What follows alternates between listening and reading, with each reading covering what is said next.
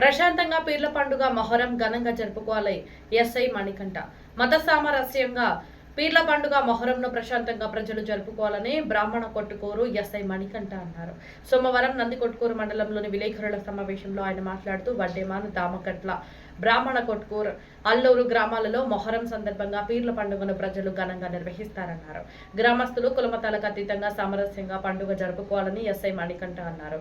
గ్రామాలలో అసాంఘిక కార్యక్రమాలకు, అల్లర్లకు పాల్పడకుండా శాంతియుతంగా ప్రశాంతంగా పండుగ జరుపుకోవాలని అన్నారు.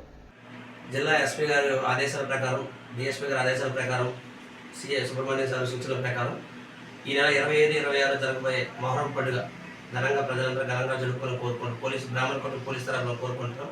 బ్రాహ్మణ కొట్టుకూరు చుట్టుపక్కల గ్రామాలైన బ్రాహ్మణ కొట్టుకూరు, వడ్డేమాన్, సేతనకోట, దామగట్ల ఈ పండుగ అంతా ఘనంగా జరుపుకొని కోరుకుంటారు. ప్రజలందరికీ ఎటువంటి అవాంఛనీయ సంఘటనలు జరగకుండా అన్ని కుల మత వర్గాలన్నీ కలిపి భిన్నత్వం ఏకత్వం చూపించి మనం అందరం ఒకటేనని చెప్పించి ఈ పండుగని ఘనంగా కోరుకోవాలని పోలీసు వారి తరఫున, ఎస్పెషల్లీ బ్రాహ్మణ కొట్టు పోలీసు వారి తరఫున మిమ్మల్ని కోరుకోవడమైంది.